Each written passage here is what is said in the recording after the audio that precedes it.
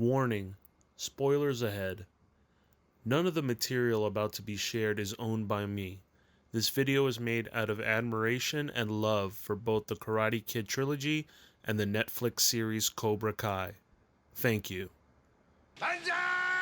And no mercy, bitches. Hey everyone, this is Andrew back again for the Glory of Love for Cobra Kai, talking about episode 8, the good, the bad, and the badass. So here we go.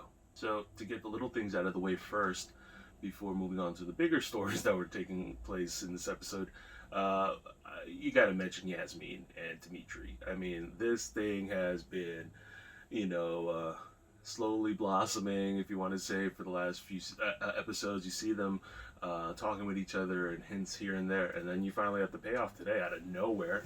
Completely took me by surprise. But it's one of those things. Will it last? I don't know. Will it have a big result at the end? Probably not. Ramifications? Probably not. But it's just cool to see that one, Dimitri got a little bit for himself, and that Yasmin is being shown as more of a human being that we've seen her in the past. We now have the Johnny, Miguel, and Carmen relationship, which of course Miguel has no idea about, but it's good to see that relationship growing in all facets, because one, we still see Johnny and Miguel leaning on each other for support and pushing each other forward. And now Carmen has entered that mix, because Carmen was a big factor for Johnny to even fight for the tournament to continue. And she sees all the work that Johnny's put into her son, and all the great things, even the bad, but the great things that have come out of him being with Johnny. So for them to hook up and get together, and plus they had their date last season, I like it. I thought that was the direction they were going, because I don't see him teaming up with Allie, or going with Allie, since she has a husband and she has her own family. So I thought Carmen was the natural progression for Johnny to go as far as relationship wise. How that plays off with Miguel, I don't know. We'll have to see. And we also have the tease between Sam and Miguel, which of course played larger later on. But the beginning of it, we started seeing it in the hospital when Sam visited Miguel, and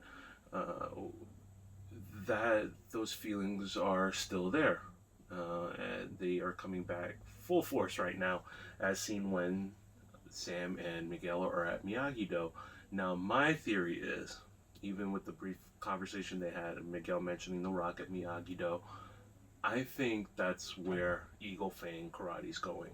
I think they're going to come to the realization that it's just not what they need right now. They need more, and they need that Miyagi-Do atmosphere. They need that unity in Miyagi-Do. And I think Miguel's going to be the one to convince Johnny to do it, because as we've seen, Miguel has a very big influence over what Johnny does, and Johnny trusts him. So for him to trust Miguel is probably the only way Johnny is going to be teaming up or go anywhere near Daniel. So that is the progression that I see happening.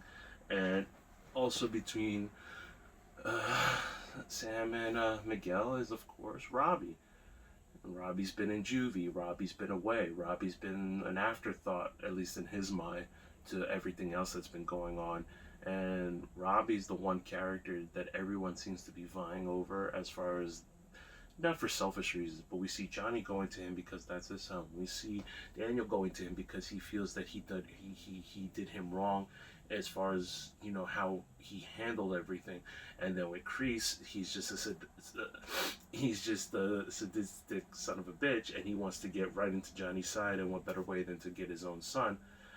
And in the end, Kreese won, and it's sad, because if you look at the steps that took Robbie to walk into that dojo, it's almost exactly the same path that Johnny chose when he was young.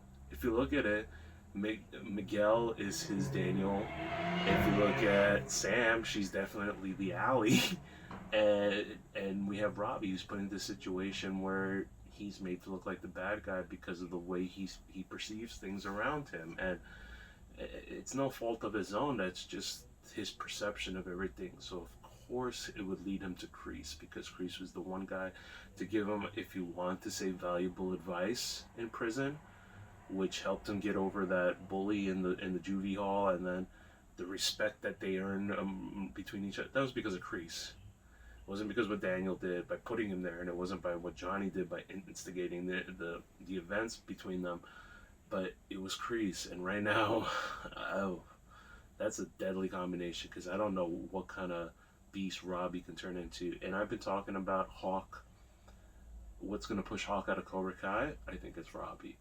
I think now that Kreese has Robbie, he has his new favorite toy to play with, and Hawk's going to become second fiddle. That's going to piss Hawk off, and that could push him out the door completely.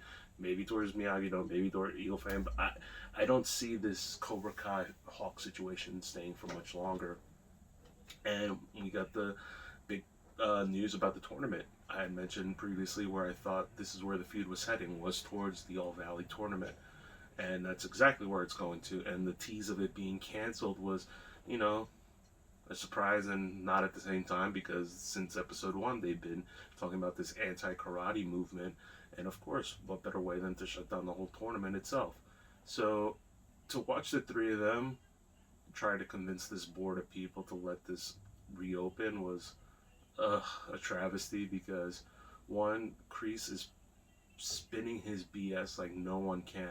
It makes me think now that that's how Hawk got out of his detention after the big soccer fight, because the sweet tongue that he was putting on the council person was unbelievable. It was an unsurmountable amount of shit that he was shoving her, and of course Daniel saw that and Johnny saw that. But it just shows the way that Kreese can manipulate people so easily too. There's no effort whatsoever.